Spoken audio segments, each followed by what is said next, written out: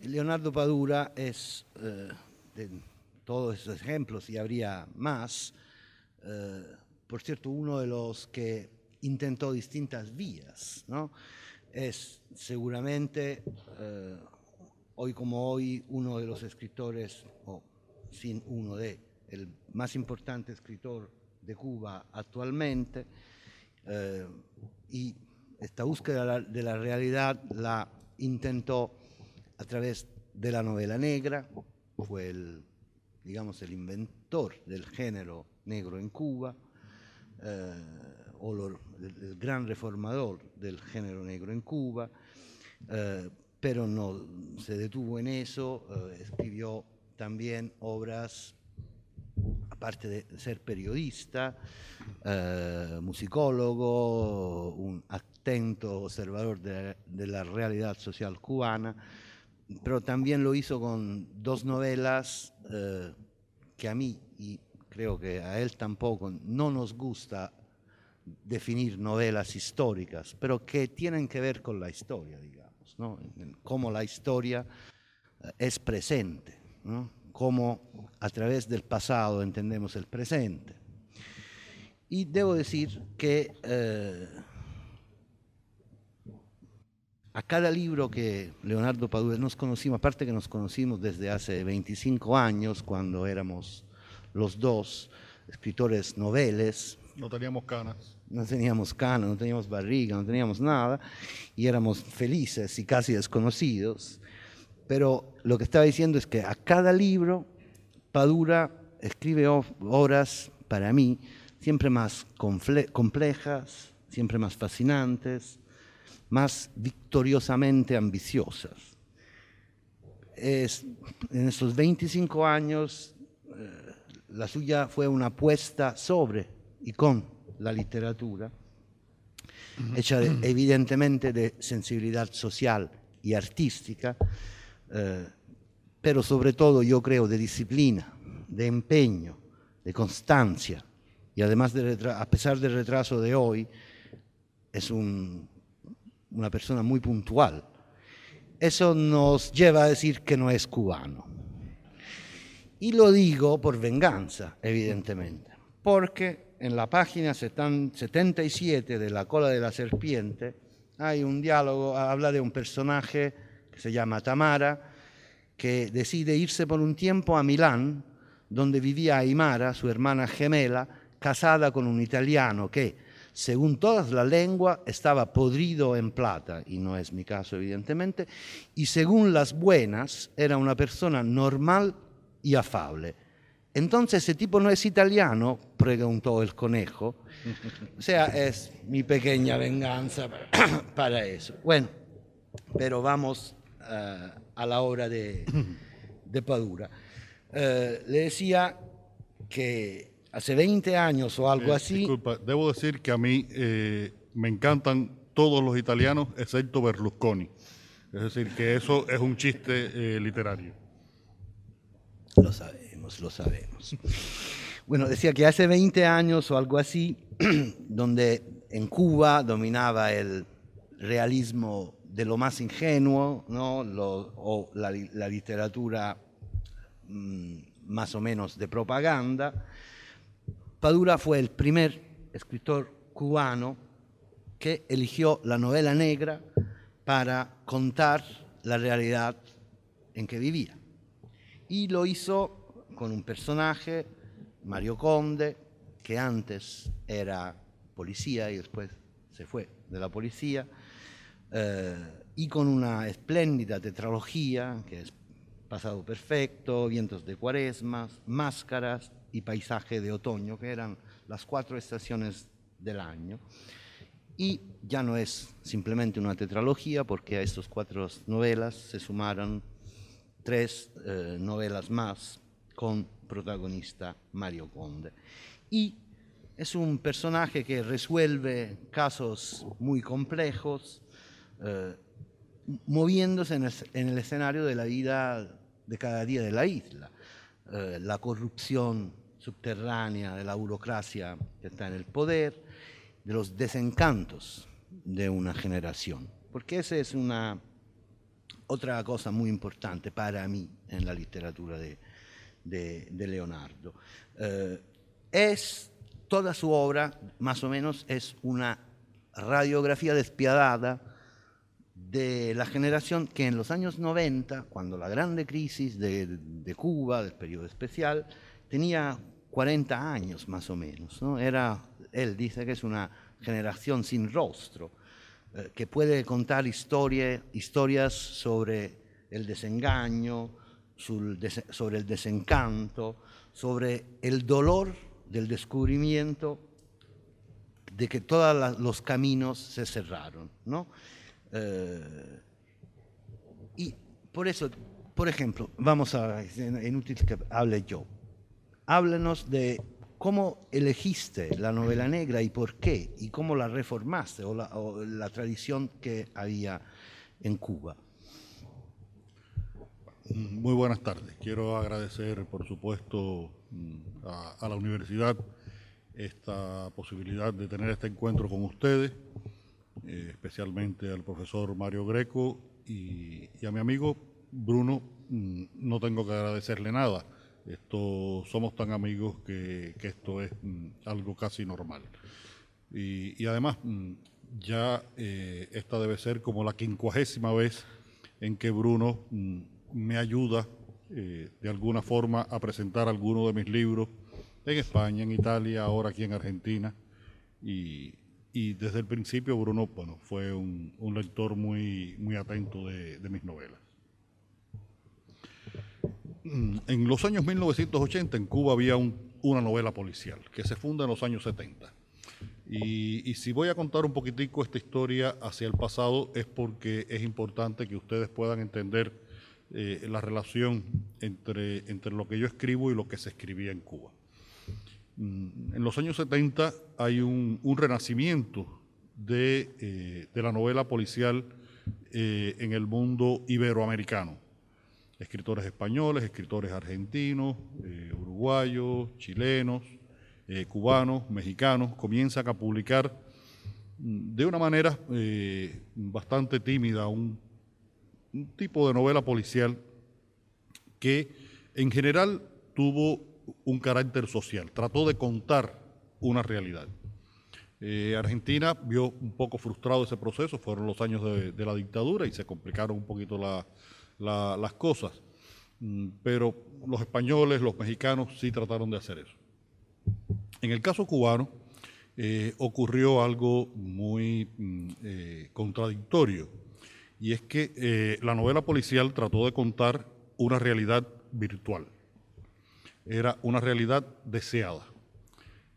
Fueron los años en la década que se conoce como el decenio negro de la literatura negra, una época en que la ortodoxia socialista se termina de establecer en Cuba y incluso hay una gran cantidad de artistas cubanos que viven marginados durante esa década. En la novela mía, Máscaras, yo hablo de ese proceso en que se vieron envueltos incluso figuras de primer nivel de la literatura, no ya latinoamericana, sino universal, como es el caso de José Lezama Lima o Virgilio Piñera. Y ante la ausencia de tantos escritores, ocurrió otro fenómeno absolutamente inédito en la historia de la literatura, y es que un ministerio del interior, es decir, una policía, se hizo promotor literario.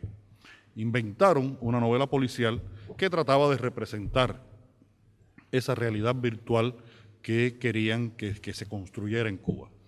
Había dos temas fundamentales en esa novela. Uno era la lucha contra la delincuencia, que en un país socialista prácticamente equivale a la contrarrevolución, y por otra parte la lucha contra los enemigos externos que tenía generalmente como enemigos más visibles, más presentes, la CIA norteamericana y los planes de desestabilización de Cuba. Esa novela, que en un primer momento incluso hubo autores que tuvieron un cierto interés, se agotó rápidamente, era una novela absolutamente que no respondía a la realidad social que se vivía en Cuba, sino a la realidad social que se trataba de promover en Cuba. A lo largo de los años 80 yo fui un poco el crítico de esa literatura policial. En una publicación primero en que trabajé, El Caimán Barbudo, después en otras publicaciones con las que fui colaborando mientras trabajaba en un periódico, y fui adquiriendo un conocimiento no solo de la novela policial cubana, sino que además empecé a poder leer a una serie de autores como estos autores españoles o mexicanos y autores italianos, franceses, norteamericanos de promociones recientes que escribían un tipo de literatura policial diferente a la que habían escrito los clásicos. Había una vocación, una fuerte vocación de contar realidades de los países en que vivían estos escritores. Y yo tuve la suerte, yo creo que a veces las predestinaciones existen, de que 2 o 3 años antes de escribir empezar a escribir mi primera novela policial, yo era un participante asiduo en encuentros de escritores policíacos.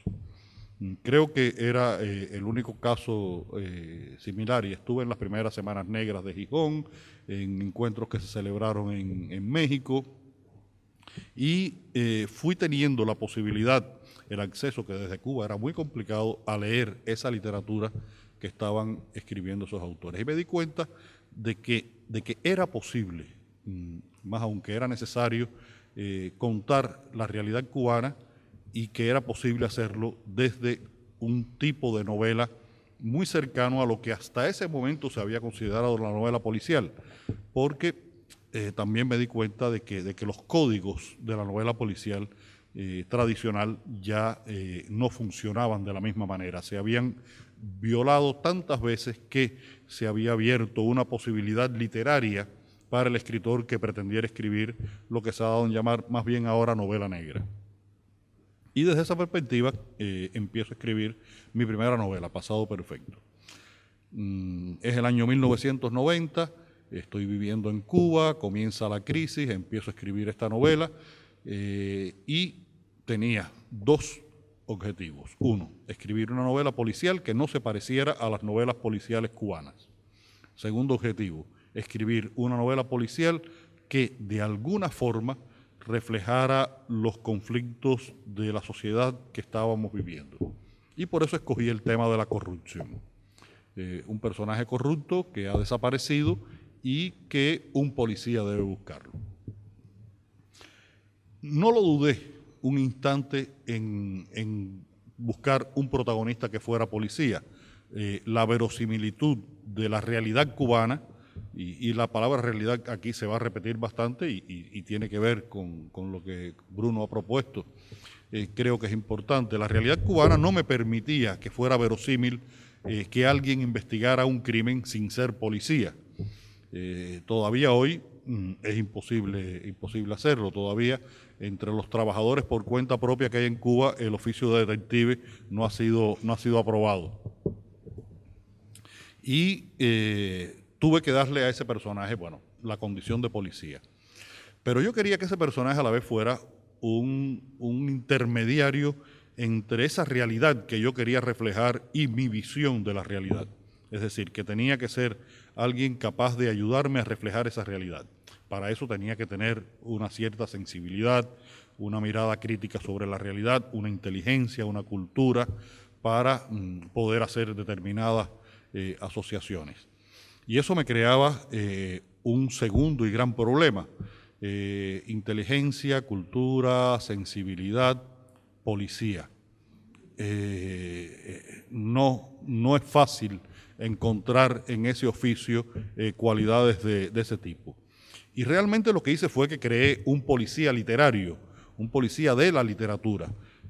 Mario Conde viola constantemente la realidad de la investigación policial.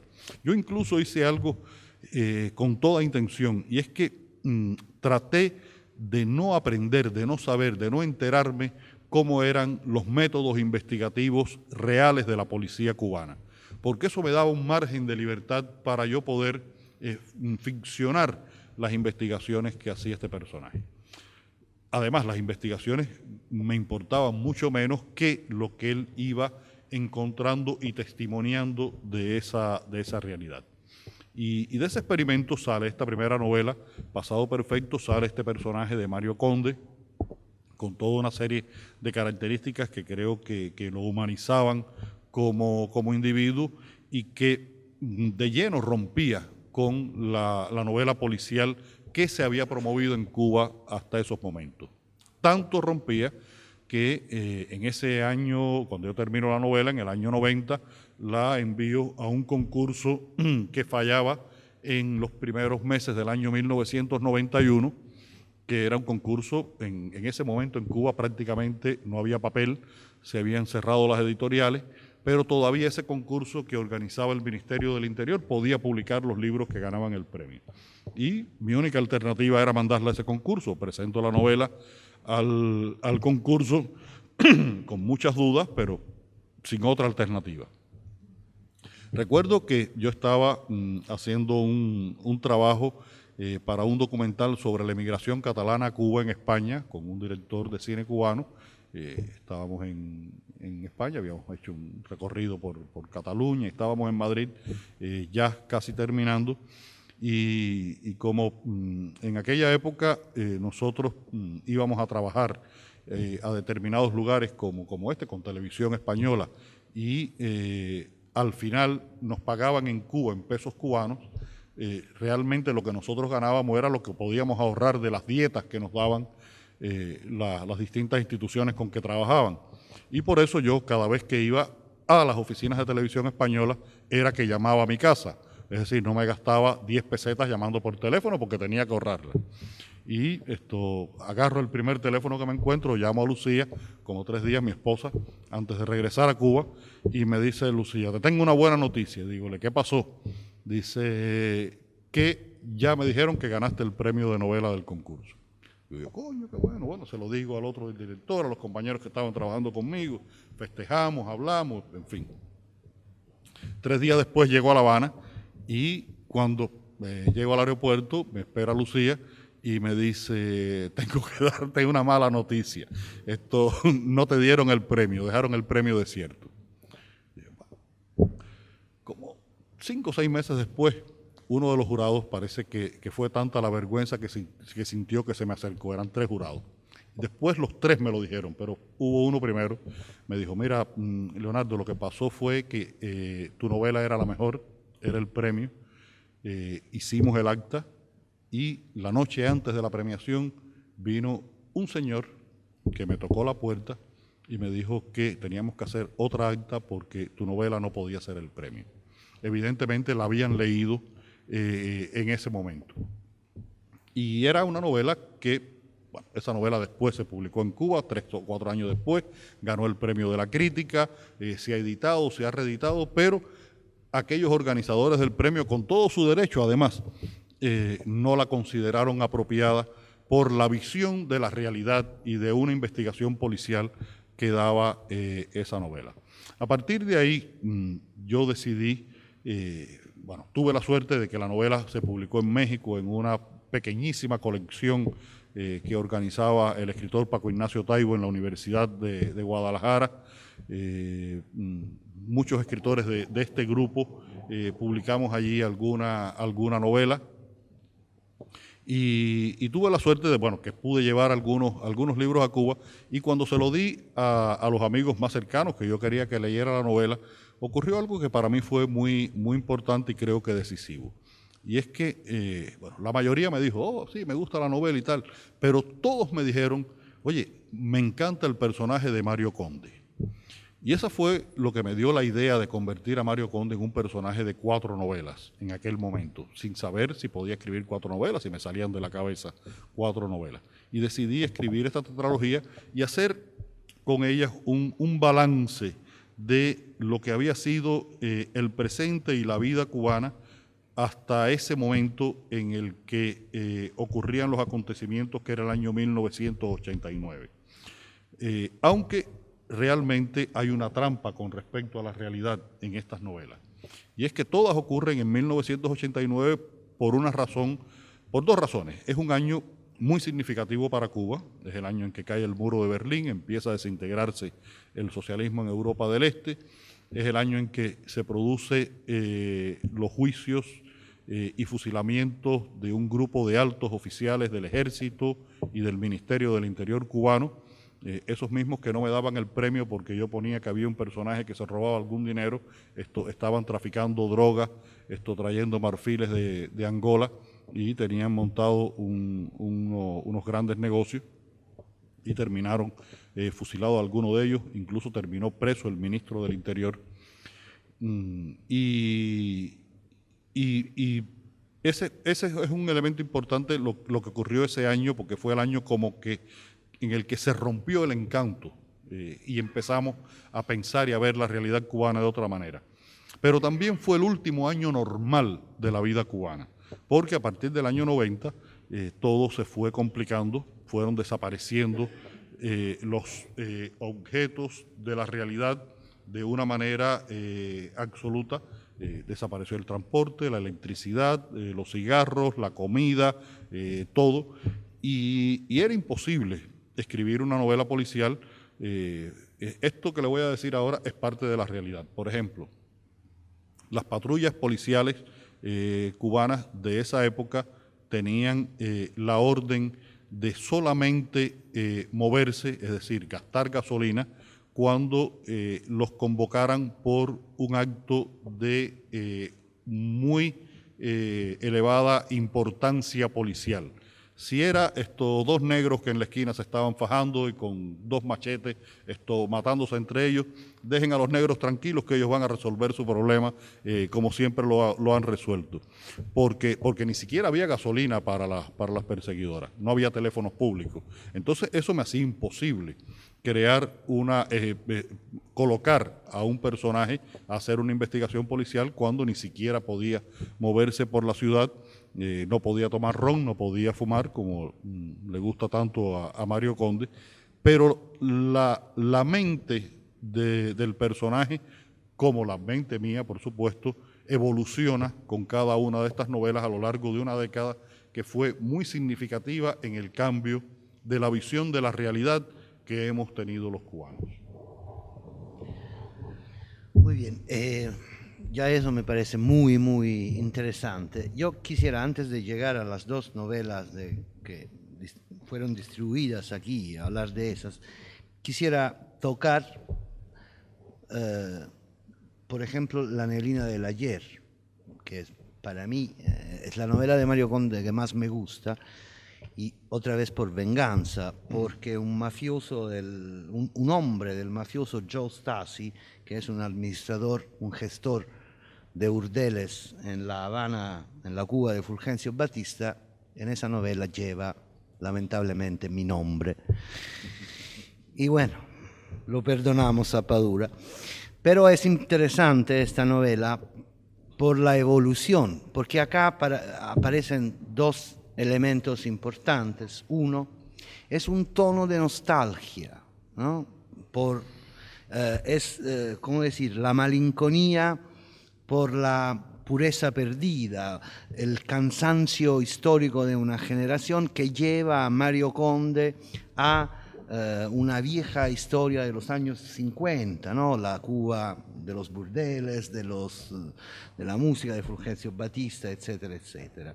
Y la otra es que aparece acá por primera vez en La neblina del ayer, otra generación, ¿no? La generación más joven, no la nuestra, sino la más joven, las que se ha criado siempre en el socialismo, pero ya en el socialismo desgastado, ¿no? Los nuevos valores de las nuevas generaciones, ¿no? Que son mucho más pragmáticas y sensibles, ¿no? Y hay un paralelismo entre las dos Cubas, ¿no? La que después de todo Mario Conde lleva en sí, ¿no? Y la de Giorgi, ¿no? el casi delincuente con quien trabaja en la novela. Y ese paralelismo entre las dos Cubas es desacorazonante, digamos, de alguna manera. Y de ahí yo creo que nazca esta, después la vamos a retomar, pero si quieres hablar ahora de este tono de nostalgia, porque siempre en tus libros hay, en los últimos sobre todo, ¿no? Hay esta nostalgia, esta melancolía que nace a veces de un exilio, ¿no? Del exilio, de alguien que vuelve del exilio y encuentra los viejos amigos. Hay siempre este tono. ¿Y cómo manejas tú este tono con levedad, pero con mucho sentimiento? Casi a veces uno se pone a llorar. Sí. Cuando yo decidí, bueno, en la cuarta novela de esta primera serie, Paisaje de Otoño, inevitablemente yo tenía que sacar a Conde de la policía. Conde ya no resistía un minuto más como policía. Me lo pedía a gritos que lo liberara de esa carga que yo le había asignado. Y en la siguiente novela que escribo con el personaje que es Adiós Hemingway, es una novela breve en la que los conflictos existenciales de Conde y su relación con la realidad cubana no son tan importantes como sus conflictos literarios con Hemingway y una parte de la historia, de la biografía de Hemingway en los años finales de su vida, los años en que Hemingway más se pareció a lo que debió haber sido Hemingway. Cuando escribo la siguiente novela, pero ya para escribir esa novela yo tuve que decir, bueno, Conde salió de la policía, han pasado unos años, hay que buscarle un oficio, tiene que vivir de algo. Y discutí mucho eso con mi esposa y al final decidimos que Mario Conde fuera comprador y vendedor de libros de segunda mano. De esta manera, ese oficio me permitía que Conde estuviera lo suficientemente cerca de dos de los mundos que más le interesaban a él, es decir, el mundo de la calle para hacer el negocio y el mundo de la literatura, porque vivía de los libros. Y ese oficio de Mario Conde fue el que me permitió escribir La neblina del ayer, que es una novela que tiene mucho que ver con los libros porque todo parte del encuentro de una biblioteca fabulosa en La Habana que ha permanecido prácticamente cerrada durante más de 40 años desde que los dueños originales se fueron al exilio en los Estados Unidos. Al escribir esta novela se me planteaba un fenómeno con respecto a la relación con la realidad distinto al que había tenido en las novelas anteriores.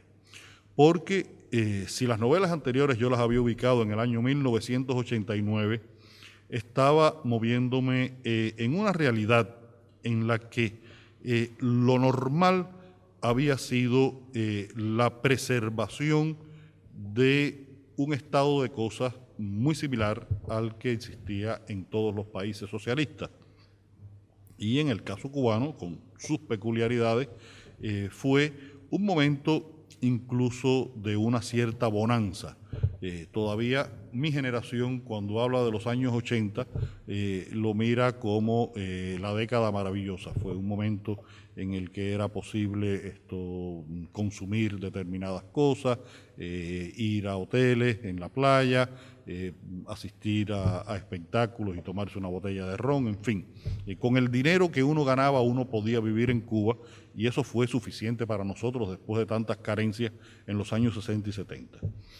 Pero doy un salto en esta novela y ya me ubico en los años 2000. Me ubico en el año 2003.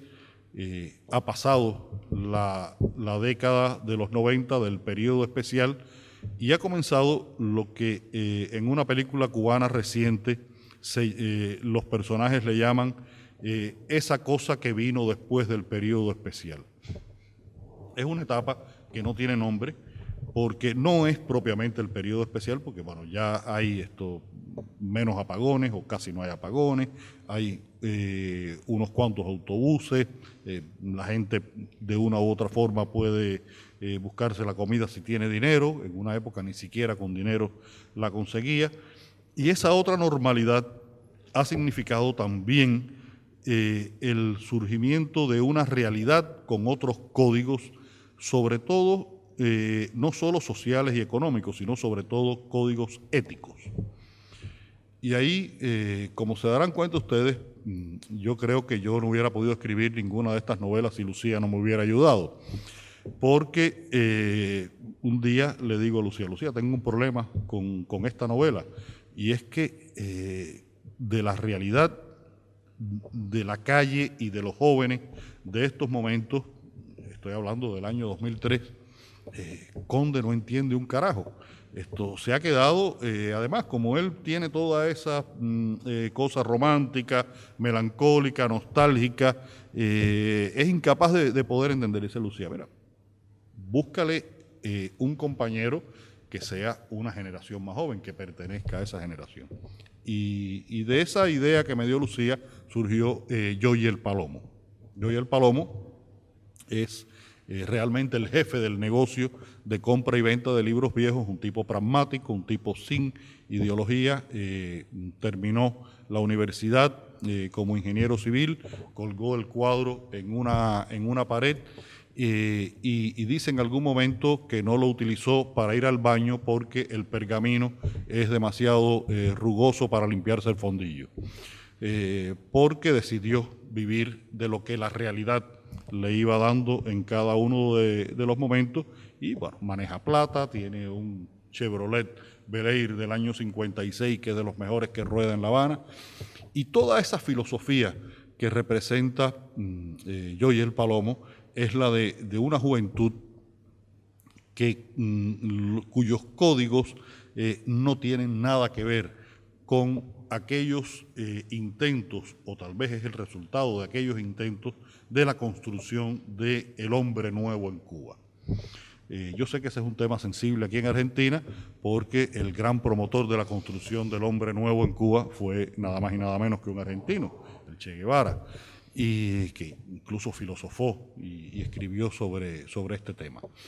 En esa construcción del hombre nuevo de la que participó mi generación, de la que participó Conde, bueno, fue la época en que cortamos caña, recogimos tabaco, la mayoría de los estudiantes estudiaron en becas cerradas, con disciplina semimilitar en muchos casos, y con muy pocas opciones, muy pocas opciones. A nosotros no nos dieron opciones. Por eso también Mario Conde habla de una generación de mandados. A mi generación siempre la mandaron a hacer algo.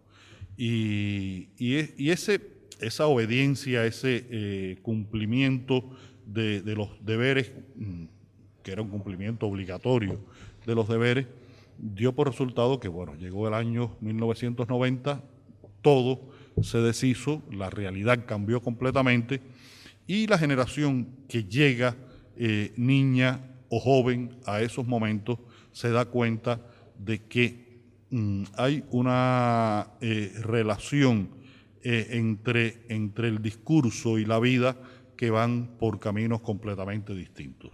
Es el momento en el que un taxista o alguien que cargaba maletas en un hotel ganaba 10 veces más que un médico. Por lo tanto, había que buscar oficios en los que ganarse la vida y olvidarse de ese diploma que se tenía y se colgaba en una pared de la sala de la casa. Yoyi es un ejemplo de ese pragmatismo que permea de una manera fundamental a una parte de la juventud cubana de esos años. Hay otra parte de esa juventud cubana, incluso la más preparada, que parte al exilio.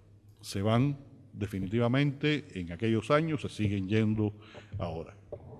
Pero Bruno, el problema es que he escrito la novela que va a salir ahora en septiembre, que se llama Herejes, donde recupero al personaje de Mario Conde, y donde hay una historia de una joven de la generación que sigue a la del Palomo.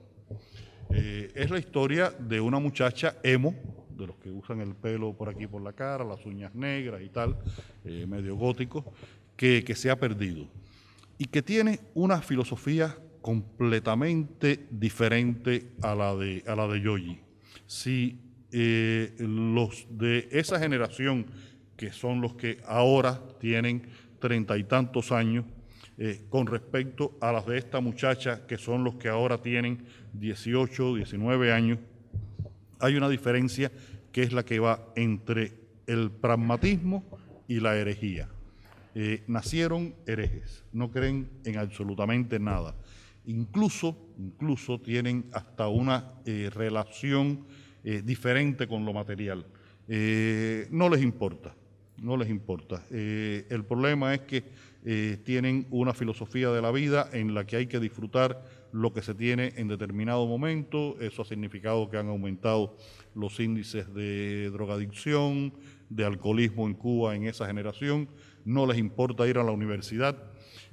Para que tengan una idea de hasta qué punto puede llegar una realidad a condicionar la vida de las personas, hace como 3 o 4 años, antes de que se aprobara esta ley migratoria nueva, 3 años, que permite por fin a los cubanos viajar. Un día yo venía regresando a mi casa en mi automóvil y una muchacha con una mochila, 21, 22 años, me hace señas, y yo le paro y nosotros decimos en Cuba dar botella.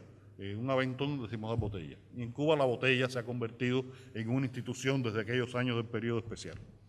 Y había un sol terrible, eran como las 12 del día, y yo veo a la muchacha aquella, y bueno, déjame darle botella. Y la monto en el carro y me pongo a conversar con ella y le pregunto, bueno, ¿y tú qué haces? No, voy ahora para mi casa y tal, ¿y a qué te dedicas? No, estoy estudiando arquitectura. Y le pregunto, ¿en qué año estás? Me dice, termino este año, estoy en 4º año. Y yo dije, me parece que oí algo mal, porque yo tenía entendido que la carrera de arquitectura eran 5 años.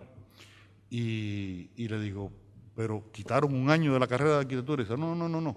Cuando termine el 4º año, dejo la universidad. Y le pregunto, ¿por qué? Dice, porque si me gradúo, no me puedo ir de Cuba. Y yo me quiero ir de Cuba, casi con la carrera hecha para poder terminar la carrera fuera de Cuba y vivir como arquitecto fuera de Cuba.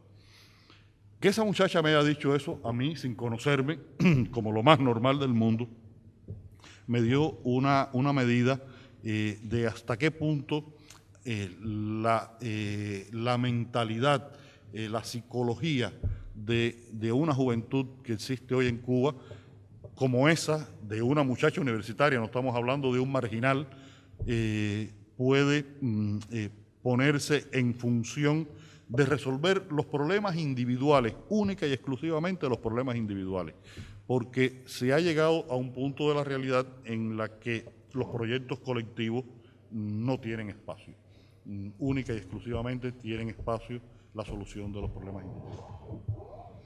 Bien interesante. Y ahora voy a hacer 2 preguntas sobre los 2 libros y después dejo a usted la tarea de dialogar.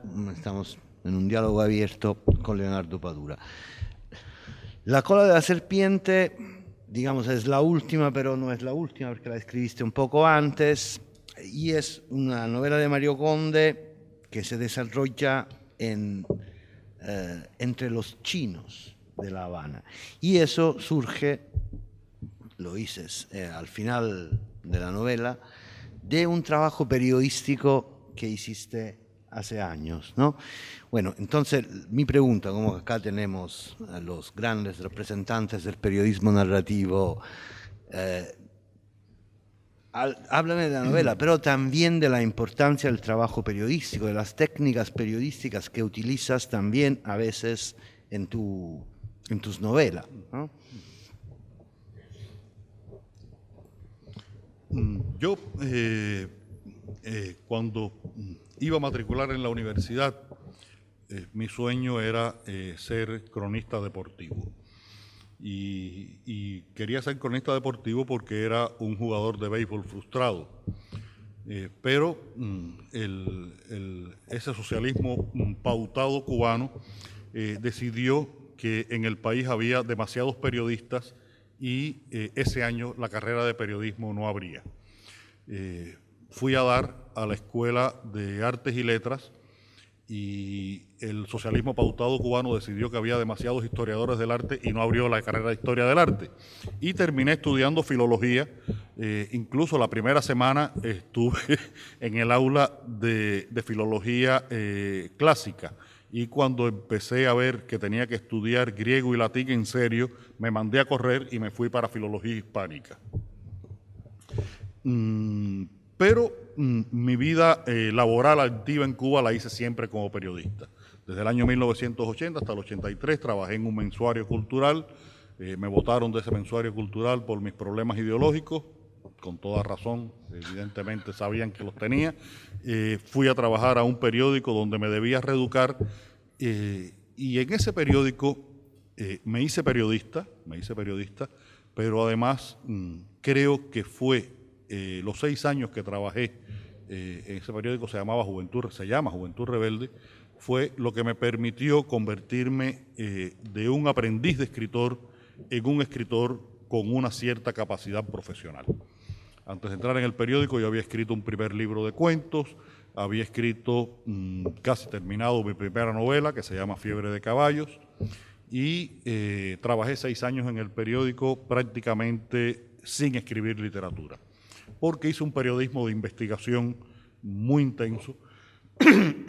Encontré la alternativa, bueno, gracias a la dirección del periódico, que me permitió escribir de lo que yo quería, de la forma que yo quería y en el tiempo que yo quería, algo inusitado en cualquier periodismo del mundo, pero inimaginable en el periodismo cubano. Escribí una serie de trabajos de investigación sobre distintos personajes, momentos, lugares de la historia de Cuba que todo el mundo conocía, pero que nadie conocía realmente su historia. Uno de esos lugares fue, por ejemplo, el barrio chino de La Habana.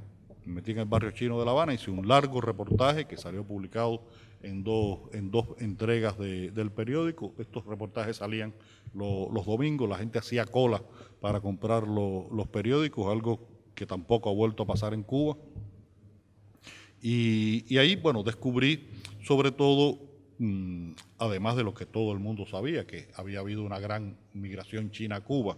Bueno, di cifras, encontré acontecimientos importantes, pero descubrí sobre todo una historia que me atrajo mucho, que fue el sentimiento de desarraigo de estos hombres que venían a Cuba con la idea de enriquecerse, nunca se enriquecían y la mayoría morían de viejos en Cuba en una soledad bastante lamentable, la gran mayoría de ellos.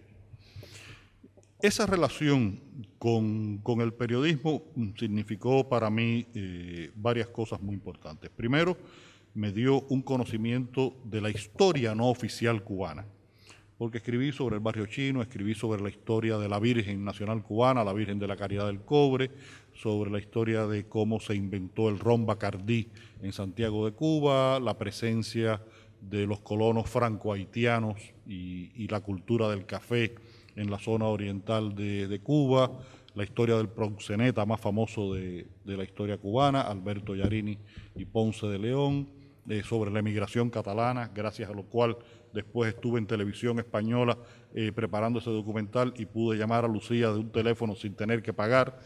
Y ese conocimiento de la historia no oficial cubana creo que fue una de las grandes ganancias. Pero lo otro que ocurrió, y yo cuando hago este tipo de conversación y me refiero a esta época en las escuelas de periodismo, siempre les pongo como ejemplo cuál fue mi estrategia para escribir reportajes diferentes. En el periódico había un periodista que era considerado el periodista vanguardia del periódico, era el que más trabajos publicaba. En Cuba casi todo se mide más por la cantidad que por la calidad. Era más importante que alguien escribiera 40 notas al mes, aunque fueran basofia, que alguien escribiera 5 bien escritas. Igual que es más importante cosechar 200 latas de tomate, aunque al día siguiente se pudran en el campo, que llevar 5 latas al mercado. Y yo establecí una estrategia que me dio muchos resultados. Yo miraba al periodista en la redacción, el apellido, aquí lo puedo decir, el apellido era Bedriñana. Yo miraba a Bedriñana y decía, ¿cómo nunca se le ocurriría a Bedriñana comenzar a contar esta historia? Y de esa manera empezaba a escribir la mía. Y lo que hice fue que utilicé lo que ya yo había aprendido en la literatura para escribir periodismo. Fue un periodismo muy literario, un periodismo que, por ejemplo, en uno de los reportajes, tengo varios libros recogidos de periodismo. Hay uno que se llama El viaje más largo, que son justamente estos reportajes. Hay uno en que el personaje que me cuenta la historia de un pueblo es un muerto, porque es un pueblo que en 115 años de historia se quemó, se incineró el pueblo 5 veces. Y nadie podía contarme la totalidad de la historia del pueblo con una sola perspectiva, más que alguien que estaba en el cementerio. Por supuesto, yo lo que hice fue robarle vilmente a Rulfo los susurros de Pedro Páramo y utilizarlos para escribir un reportaje periodístico. Pero la mayoría de mis colegas periodistas en Cuba son tan incultos que ni siquiera han leído Pedro Páramo. No es que no se hayan leído Amadís de Gaula o la Eneida de Virgilio, no, estamos hablando de Pedro Páramo, un clásico de la literatura latinoamericana contemporánea. Y ese conocimiento de las técnicas narrativas de la literatura me permitió hacer ese periodismo diferente. Y cuando yo decidí dejar el periódico en el año 89, 90, fue un tránsito que fue difícil porque en el periódico no me querían dejar ir y a la revista a la que iba a trabajar no me podían todavía aceptar, aunque ya querían que trabajara, porque burocráticamente no había plazas, como se dice en Cuba, de trabajo. Decidí dejar el periódico. Inmediatamente escribí un cuento y empecé a escribir Pasado Perfecto, y es evidente que en ese cuento y en Pasado Perfecto se marca una distancia con respecto a mi primer libro de cuentos y a mi primera novela, que va de un escritor aprendiz a un escritor ya con un oficio, con una capacidad de dominio de las técnicas de la narrativa. Y se lo debo justamente al trabajo periodístico. Aunque sí sigo creyendo con Hemingway que el escritor en un momento dado de su carrera, si vive como periodista, tiene que dejar el periodismo, porque el periodismo es un trabajo absolutamente absorbente, es un trabajo en el cual, aunque tengas las condiciones que tenía yo, que podía escribir de lo que quería y cuando quería, siempre que entregaba un trabajo ya tenía que estar pensando en el siguiente trabajo. Y de esa manera el novelista únicamente puede ser de esos novelistas de domingo que nunca llegan a hacerlo porque el periodismo los absorbe completamente. Gracias. Es muy interesante eso que dijiste de la historia no oficial de Cuba, porque creo que tiene que ver, pues lo sé, cada quien de nosotros que escribimos libros son todos iguales, son como los hijos, pero yo lo puedo decir, el libro tuyo, que yo prefiero, es para mí una obra maestra de la literatura, y no quiero hacer, pero la literatura mundial, que es El hombre que amaba a los perros. Y tiene que ver, decía, con esta historia no oficial cubana, porque la chispa, ¿no? Que a pesar de la historia del asesinato de Trotsky y sobre todo de la historia de Ramón Mercader, es también y sobre todo, como siempre, ¿no? También en la novela de mi vida habla de Heredia, el gran poeta cubano del siglo XIX, pero hay también, son 3 líneas narrativas, como en El hombre que amaba a los perros, hay un personaje aspirante escritor o escritor en un círculo que alguien lo traiciona y tiene que irse al exilio. Y 20 años después regresa porque es un estudioso de Heredia y se dice que se haya encontrado un manuscrito de Heredia, y en el retorno ve a sus viejos amigos sabiendo o creyendo que uno de ellos fue su traidor, fue que le jodió la vida. Y algo así, más o menos, ¿no?, pasa, ¿no?, con esta historia, porque yo no me había fijado, ¿no? Para nosotros la historia de la muerte de Trotsky, el asesinato de Trotsky, de Ramón Mercader, del estalinismo, para nosotros que no vivíamos en Cuba era algo normal, sabíamos todo, ¿no? Me di cuenta de que en Cuba toda esta historia estaba muy tapada, ¿no?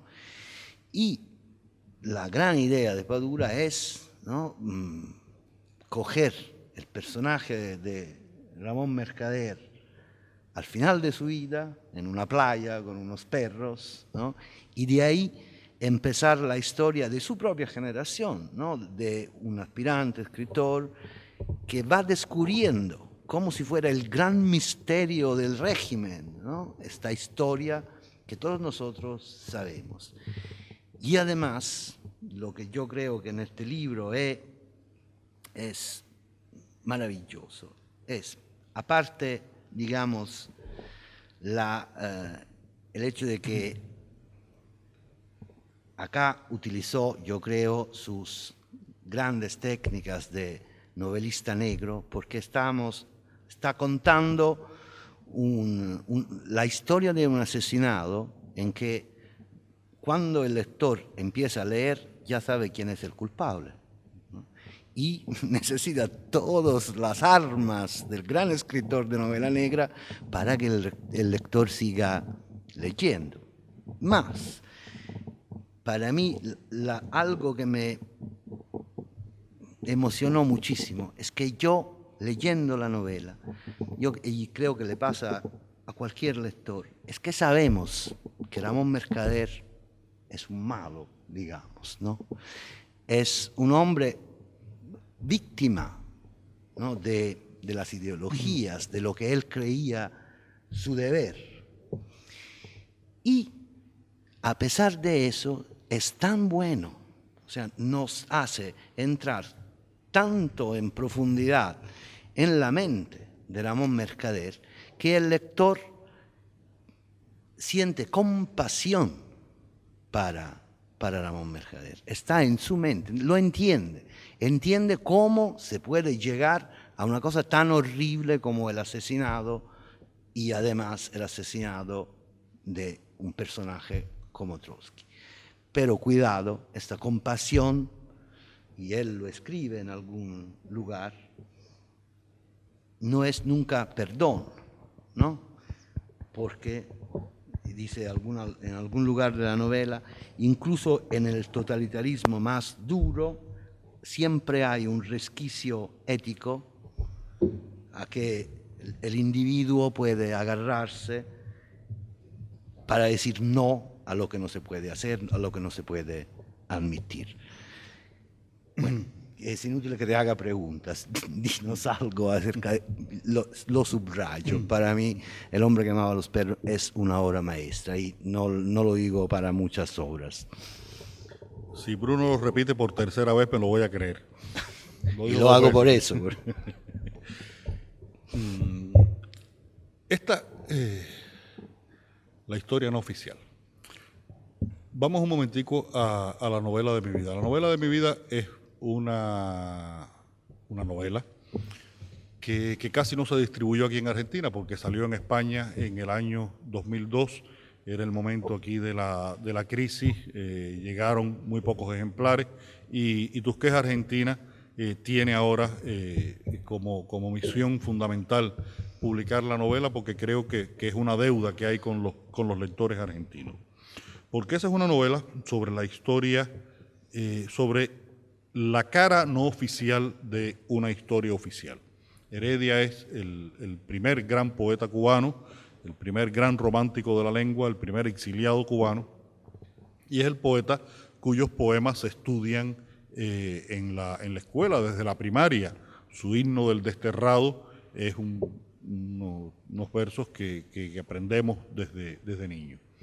Pero lo que fue realmente la vida de Heredia, la época de Heredia, qué sufrió este hombre por sus ideales y cómo en un momento determinado incluso la propia realidad lo hizo cambiar sus ideales, es algo que no aparece en la historia cubana.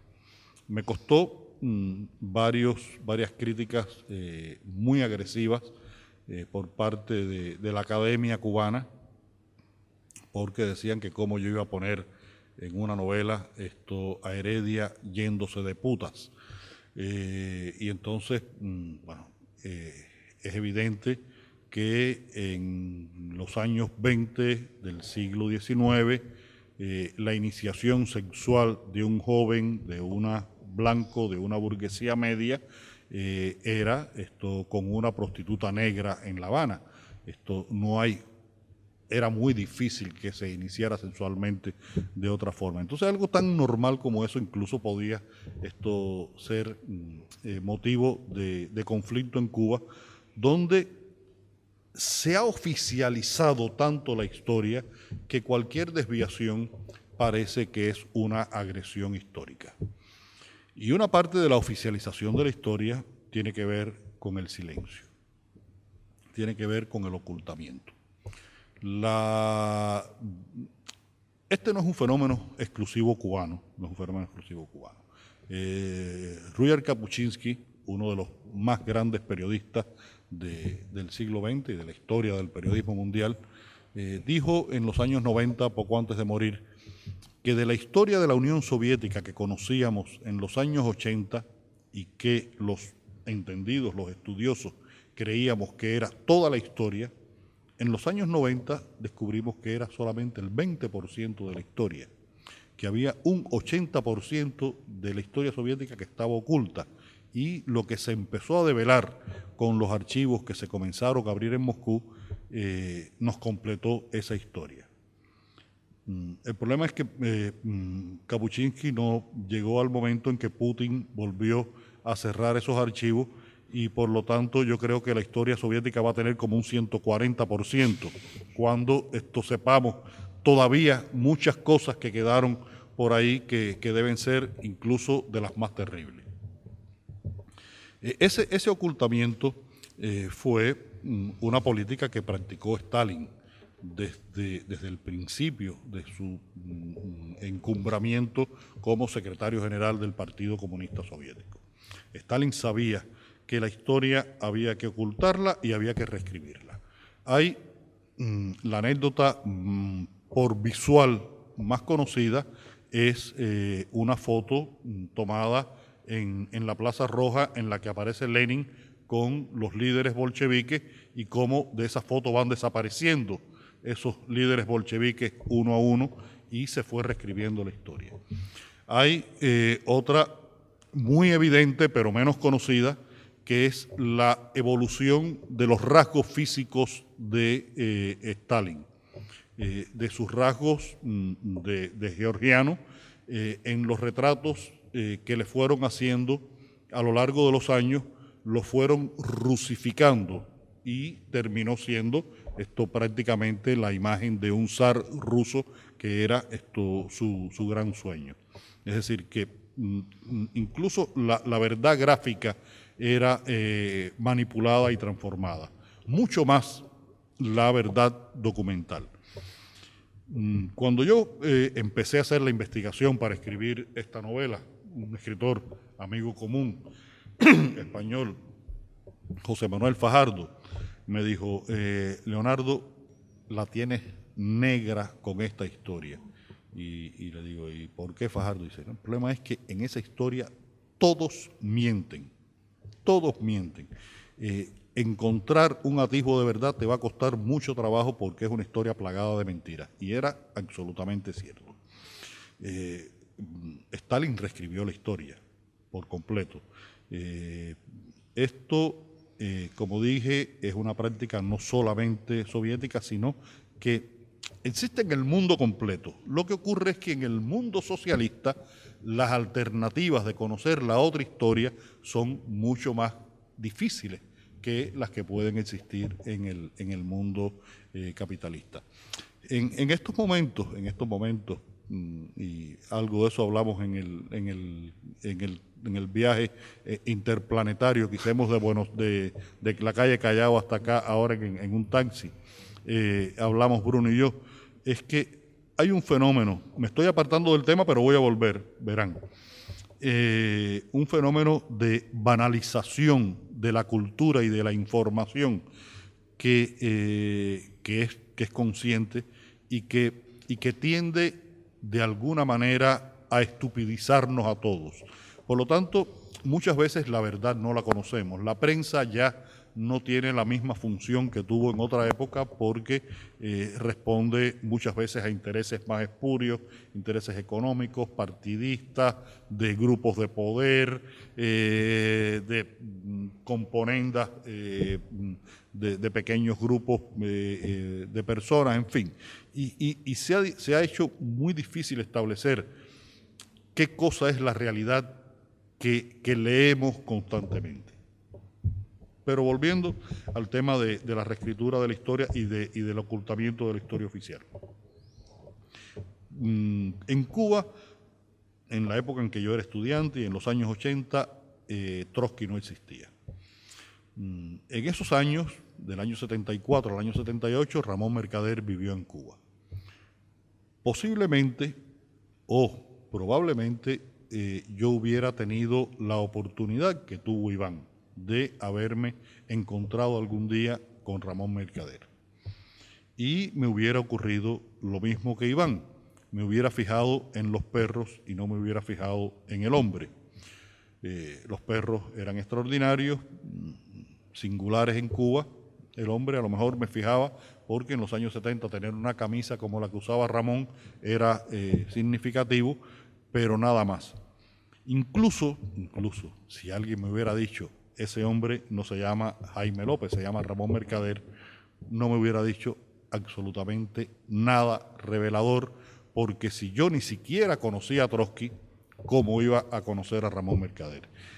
Y ese ocultamiento absoluto de una historia alrededor de un personaje tan importante en el desarrollo de lo que fue la Revolución de Octubre y el movimiento comunista internacional en el siglo XX, se ha repetido en otros muchos sectores de la vida cubana a lo largo de estos años. Por lo tanto, ese es uno de los elementos que más me complicó a mí a la hora de escribir esta novela.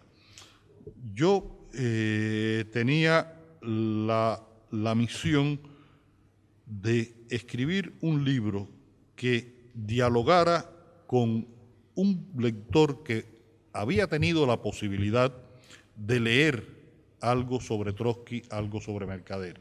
Sobre Mercader mucho menos, porque Mercader es un personaje que prácticamente no tiene historia más que la que se pueda ficcionar a partir de determinados datos. Pero había un lector, que era el lector cubano, que no había tenido nunca posibilidad de leer estas historias. El resultado ha sido muy alentador.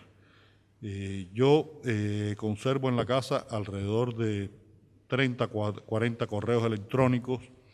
Además, bueno, me llamaron muchas personas y otras muchas me lo dijeron verbalmente, y que me hablaban de la novela y me repetían una frase. Me decían, no sabes cuánto te agradecemos que hayas escrito este libro. Y la gratitud se debía a que no solamente se les develaba una historia que para ellos era desconocida, sino que también se les develaba hasta qué punto esa historia desconocida había afectado sus propias historias personales.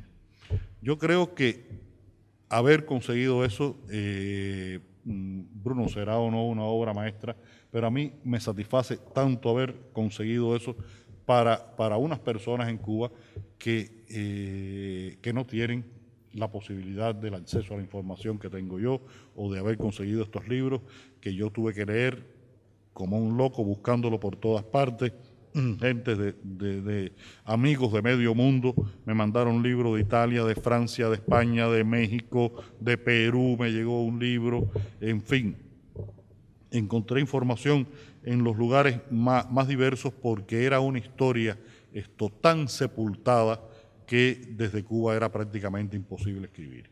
Y yo creo que el personaje de Iván, esa sensación de estar ante una historia que lo supera, es el sentimiento que más miedo le produce.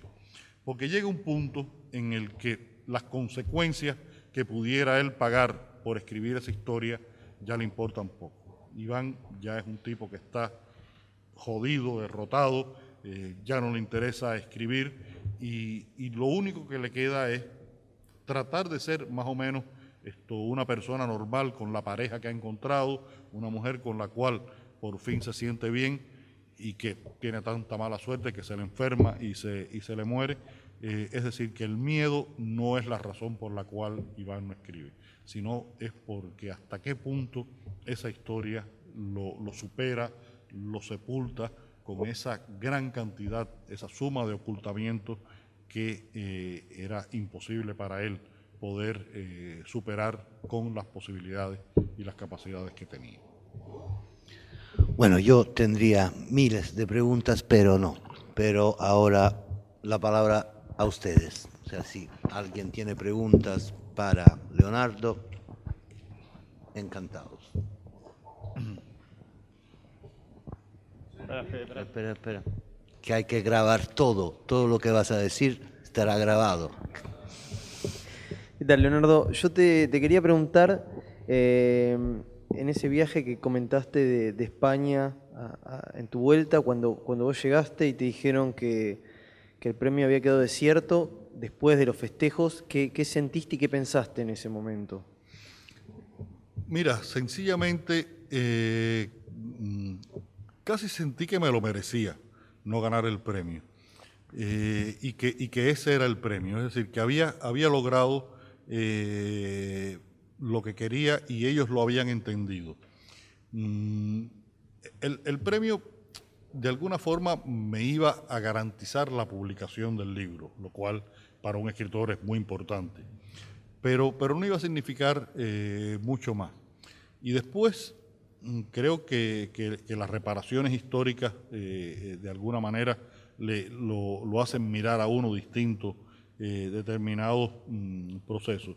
Yo en ese viaje conseguí algo que para mí era más importante que el premio, que fue que gracias a que llamaba en los teléfonos de televisión española y no gastaba 100 pesetas llamando a mi mujer, logré comprarme una computadora cuando llegué a Cuba.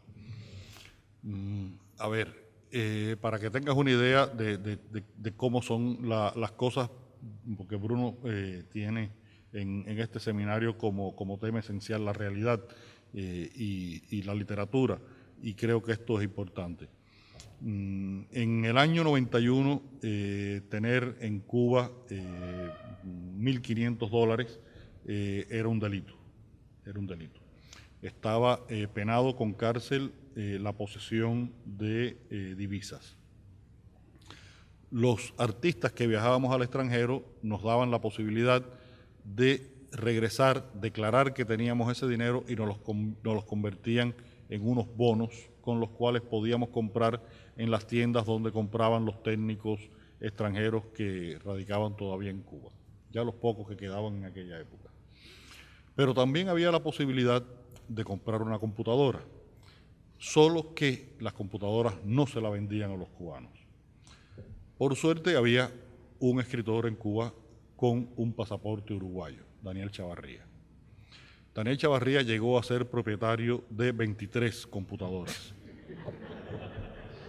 Porque todo el que se buscaba algún dinero por ahí o alguien le regalaba un dinero, tenía que venir a ver a Daniel. Daniel, por favor, ve y compra una computadora. Y Daniel fue y me compró la computadora. Y eso me hizo muy feliz.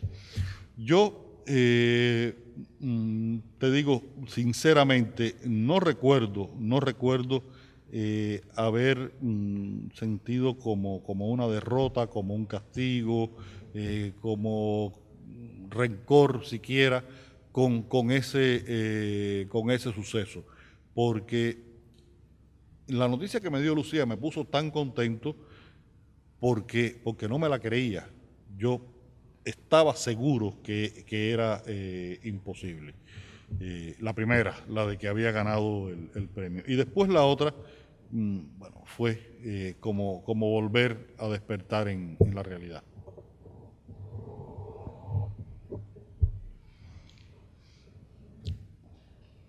¿Más preguntas?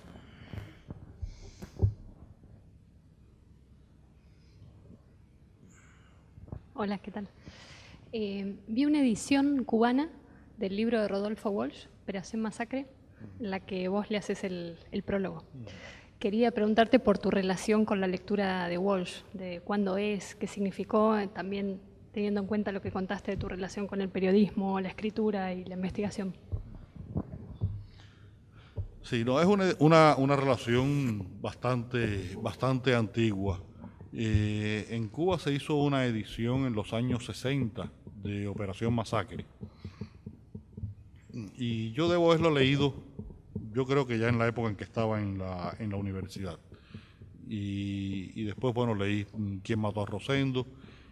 Y tengo en mi casa, como una de esas joyitas, un ejemplar de la edición original de los cuentos, Variaciones en Amarillo se llama, ¿no? Variaciones en Rojo, es que el libro tiene las letras en amarillo, ahora me acuerdo, y por eso lo puse en amarillo, de Walsh, de los cuentos policíacos de Walsh. Yo creo que sobre todo Operación Masacre es una novela, es un libro que al estar a medio camino entre la novela y el periodismo, o lo que se ha llamado novela testimonio también, es primero un libro al que internacionalmente no se le ha hecho justicia, porque es el antecedente inmediato y directo de A Sangre Fría, de Truman Capote, que se conoce universalmente, y sin embargo el libro de Walsh no se conoce. Y es uno de los manuales que deben leer todos los periodistas de cómo el buen narrador periodista es capaz de dosificar y manipular la información para al final decirte la verdad, pero conducirte a través de esa historia de una manera en que tú no puedas despegarte de ella. El periodismo es comunicación, tiene que ser comunicación, si no, no tiene sentido como periodismo. Y creo que esas estrategias que utiliza Walsh son una muestra de la más sofisticada capacidad de comunicación de un periodista. Y creo que siguen siendo libros que se leen todavía hoy con mucho interés.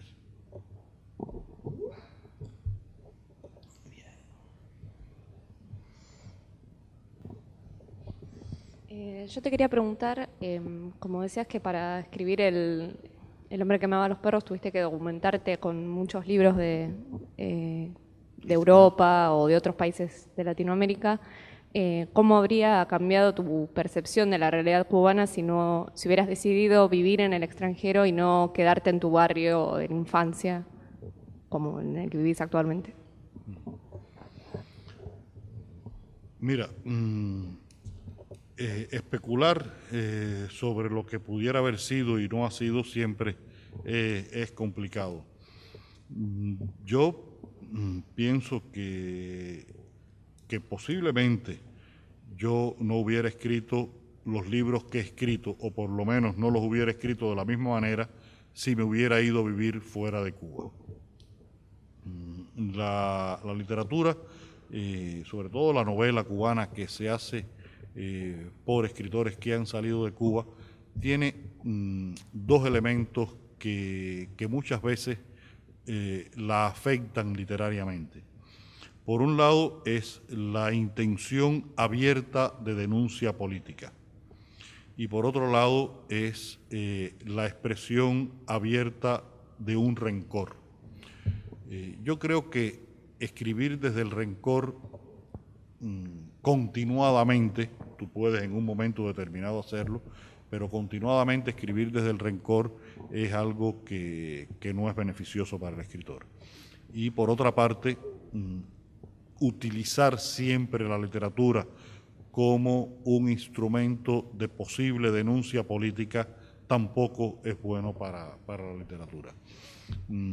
Hay varios autores que han tenido un destino literario triste por sufrir de estos problemas. Estamos hablando, por ejemplo, de un escritor tan importante como Guillermo Cabrera Infante, uno de los maestros de la literatura cubana, de la lengua española, pero que es un hombre que se fanatizó tanto políticamente y el rencor lo invadió tanto como individuo que al final yo creo que eso le afectó notablemente en el desarrollo de su carrera. Y no me refiero aquí a escritores con un dudoso nivel literario como Zoe Valdés y gente así que utilizan todo el tema del anticastrismo y no sé qué para como plataforma de su carrera, porque incluso hay muchos de estos escritores que han practicado esa reescritura de la historia de que estábamos hablando antes.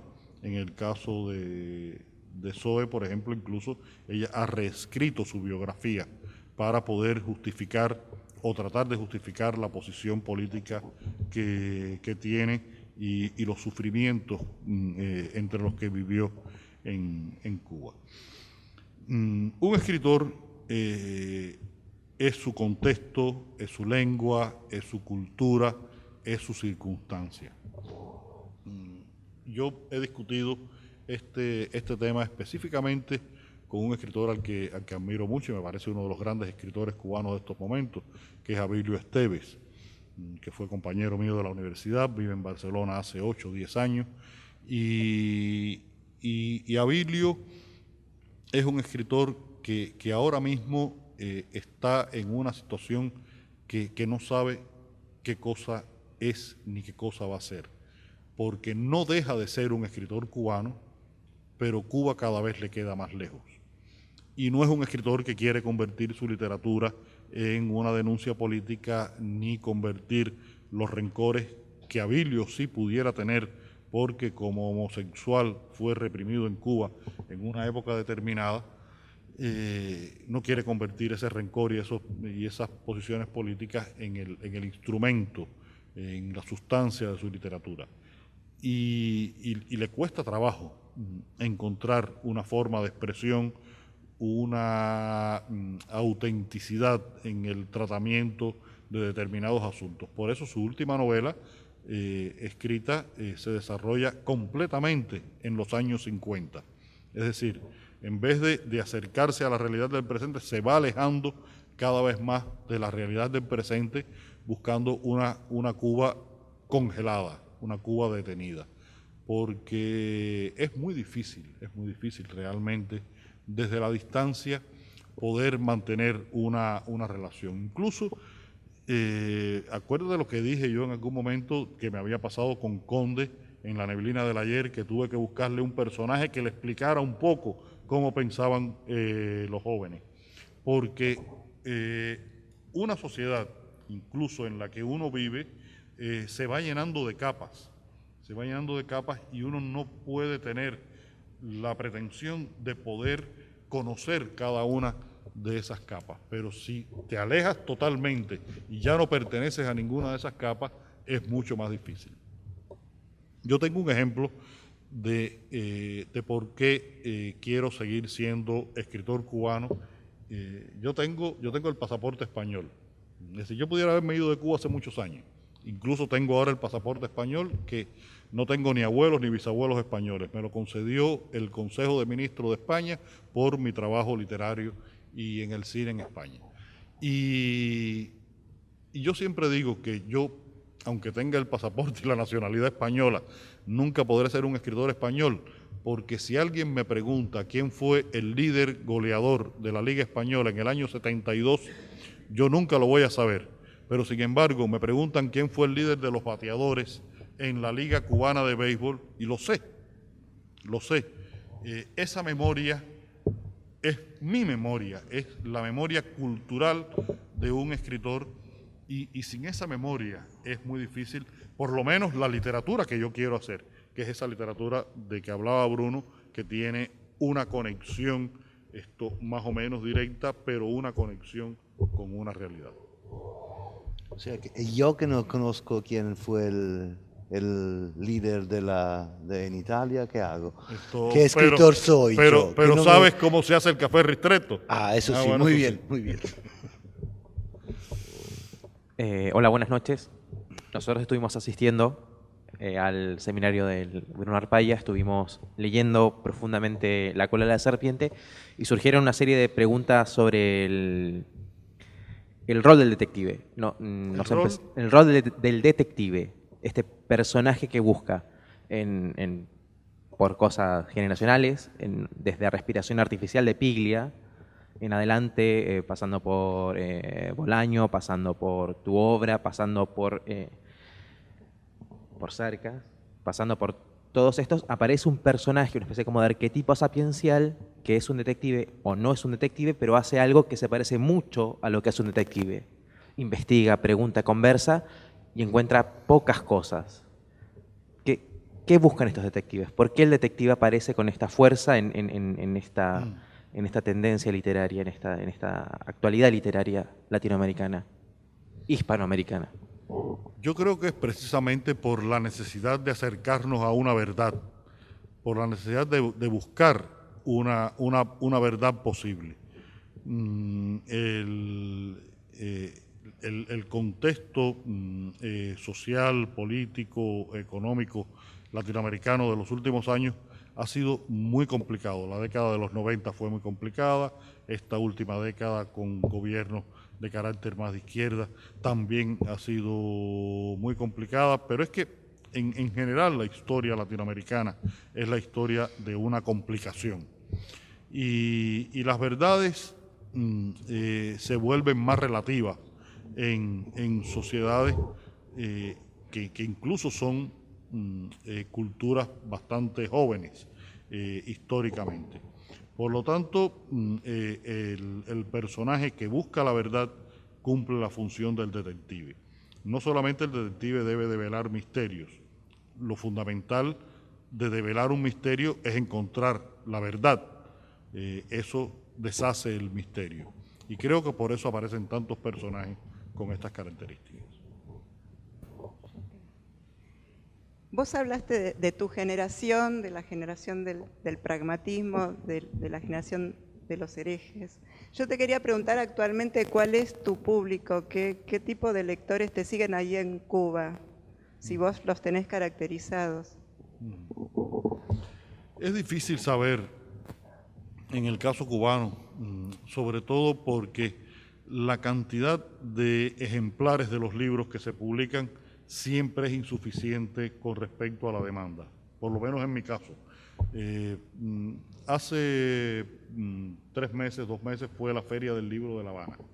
De El hombre que amaban los perros se hizo una reedición de 4.000 ejemplares. En una tarde que yo firmaba libros, llevaron 1.000 ejemplares del libro. Se vendieron los 1.000 ejemplares en media hora y yo tuve que firmar 800 libros. Ya tenía el brazo que ya casi no podía. Y eso dificulta la sociología de la lectura y de la literatura en Cuba, porque no es una relación natural la que existe entre el lector y el libro, y la que ese lector y el libro puedan establecer con el escritor, porque no existen mecanismos de mercado. No es que el mercado sea mejor o sea peor, pero el mercado es necesario para regular determinadas realidades.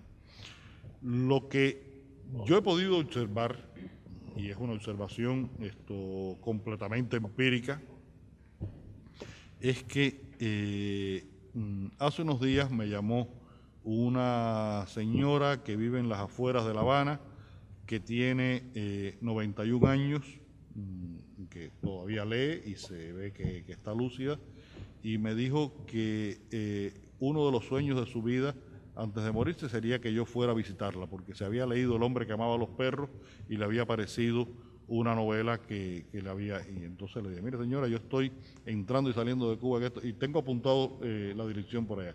En algún momento yo estoy esperando que la viejita no se me muera y llegue yo ahí a verla. Y me encuentro muchachos de 17, 18 años que me dicen lo mismo. Entonces, creo que fundamentalmente el público de mi generación tal vez sea numéricamente el más importante. Sobre todo porque mi generación en Cuba fue la primera que llegó masivamente a la universidad. La generación de mis padres fue la generación que llegó con 30 años al año 59. Cuba era un país con un alto nivel escolar, a pesar de que había un 30 y tantos % de analfabetismo, lo normal prácticamente en cualquier país del mundo en los años 50. Pero, por supuesto, los profesionales eran limitadísimos en aquella época con respecto a lo que ocurrió después, en los años 70 y 80, en que mi generación llega masivamente a la universidad.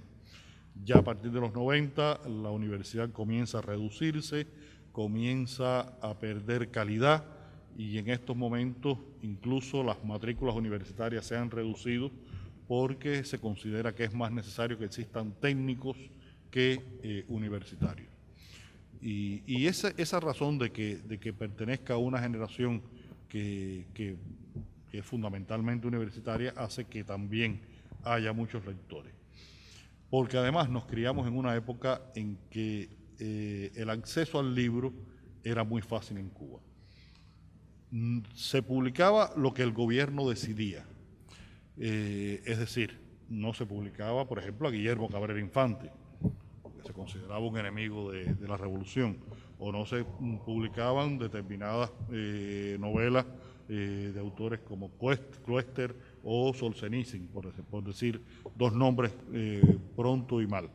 Pero nadie podía censurar a Balzac o a John Dos Passos o a Fitzgerald o a Flaubert, en fin, la cantidad de lecturas que había a disposición de la gente era muy grande y la gente lo aprovechó.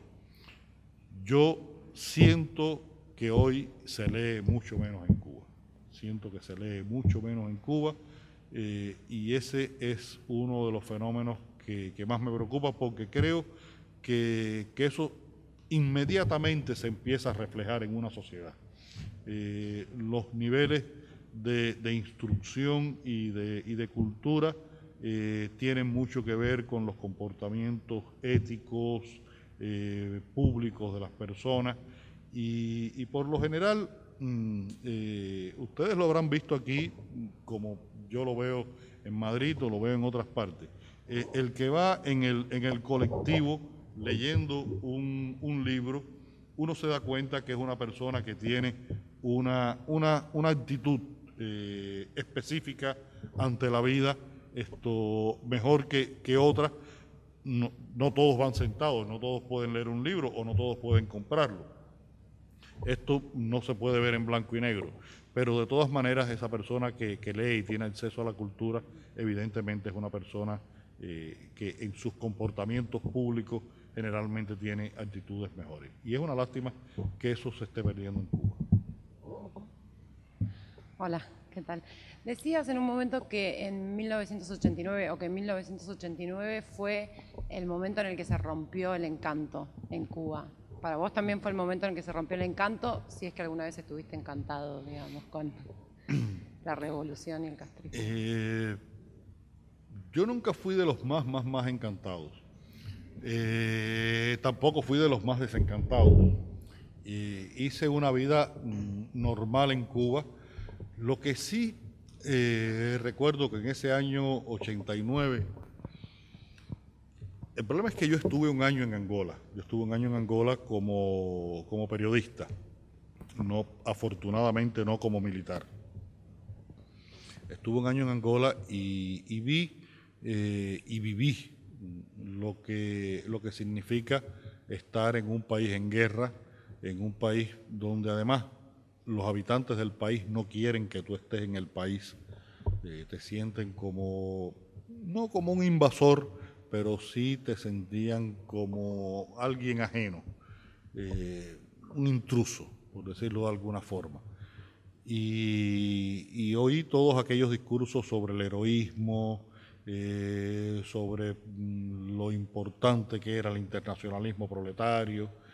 Y después cuando se devela que estos altos oficiales del ejército estaban trayendo maderas preciosas, marfil, diamantes de Angola, y otros que tenían otras funciones estaban practicando el narcotráfico y ganando dinero con eso.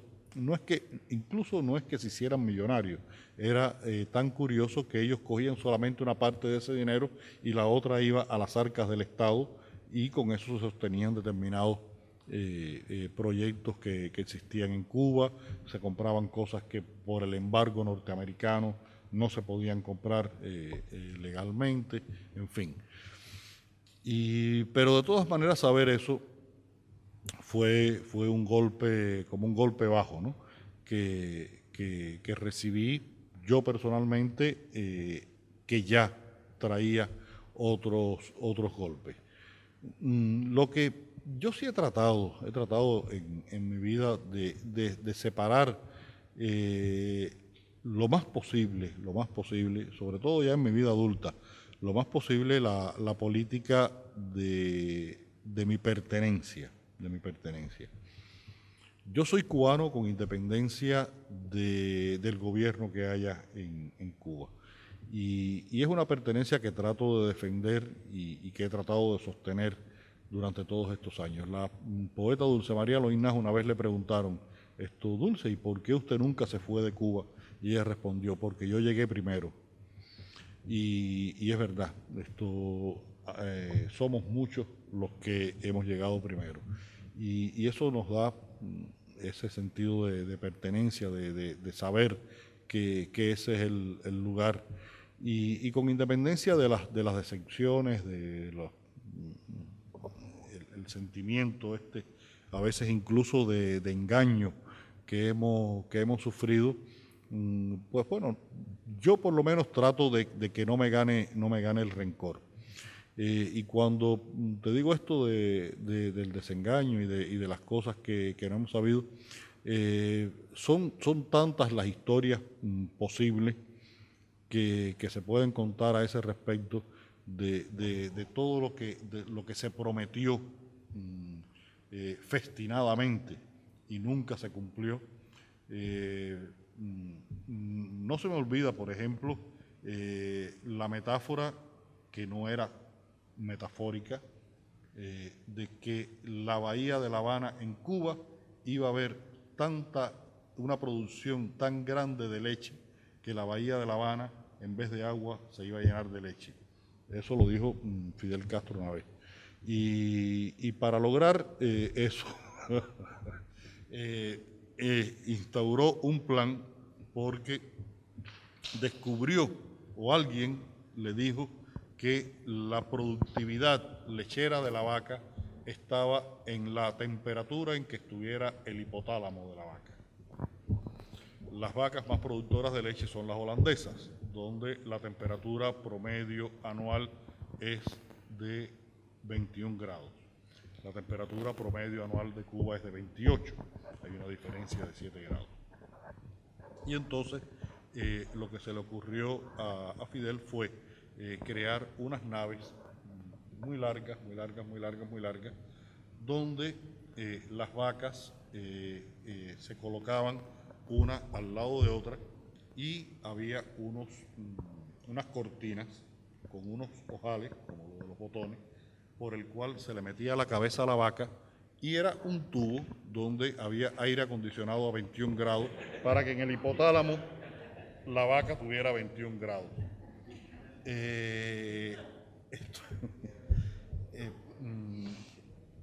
Lo más curioso de esto es que estamos hablando de que en el año 57 Cuba era el cuarto país en proporción de cabezas de ganado y habitantes. Era Holanda, Argentina, Uruguay, o Argentina, Uruguay, Holanda, esos tres primeros y Cuba cuarto. Y en Cuba... Se murieron todas a 21 grados por el frío. Por el frío. Yo tengo todavía guardado en la casa, no sé dónde lo tengo, pero lo tengo, un recorte de un periódico provincial cubano, una columna, donde dice arriba, en la parte de arriba de la columna, condenado a 7 años por homicidio, un hombre que había matado a una persona y había sido condenado. Y en la parte de abajo, condenado a 15 años por hurto y sacrificio de ganado mayor. Es decir, te condenan al doble por matar una vaca que por matar una persona en Cuba. Entonces te podrás imaginar que ese tipo de cosas tan irracionales uno no puede convertirlas en un tema esencial de los desengaños, porque ha sido un país con una proyección internacional muy importante, pero con una mirada hacia el interior absolutamente delirante. Y creo que ahí es donde está el gran problema de cuando se juzga Cuba. Las personas que miran Cuba desde fuera ven lo que ha significado Cuba para ellos, pero por la falta de esa capacidad de convivencia en Cuba, les cuesta más trabajo saber lo que ha significado Cuba para los cubanos. Y hay un choque de perspectivas que a veces es un poco dramático, ¿no? Porque hay estos defensores a ultranza del proceso cubano que no tienen idea de qué ha significado el proceso cubano para los que hemos vivido en Cuba y hemos decidido permanecer en Cuba. Bueno, si no hay alguien... Una última, por favor. Última, que si no... Igual, yo tenía una pregunta que igual me parece está un poco respondida, que era, bueno, efectivamente, a partir de tu experiencia, ¿cuál es o cómo es tu relación actual con Cuba? Pero bueno, esto vos ya un poco lo venís contando. Pero igualmente me queda una pregunta respecto a qué efecto tuvo, si es que lo tuvo, tu experiencia literaria en tu relación con Cuba a lo largo del tiempo, digamos, viéndola ahora hacia atrás. Espérate, es que no te oigo porque hay como un eco. Sí, hay eco. Acá no se oye. No Repito. se oye bien.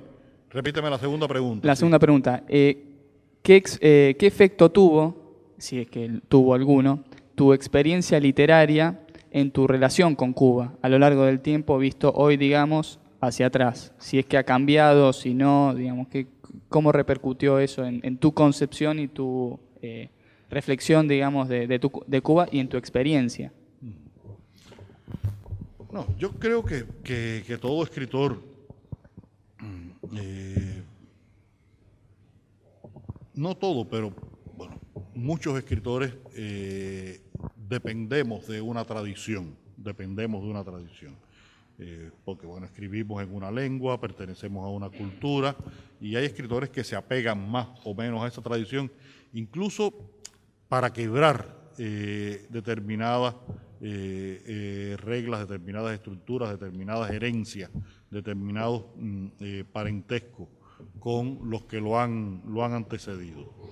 En mi caso, por ejemplo, la literatura del siglo XIX, específicamente este poeta del que he hablado, José María Heredia, yo creo que me ayudó más que muchísimas otras posibles lecturas y experiencias personales, a entender qué cosa es un cubano, qué cosa es la nostalgia por Cuba, qué cosa es el sentimiento de la patria. Tanto que escribió un ensayo que se llama Heredia o la elección de la patria, porque este es un hombre que vivió, nació en 1803, murió en el 39, como todos los románticos, murió muy joven, de tuberculosis como todos los románticos, vivió solamente 4 años de su vida en Cuba y decidió ser cubano.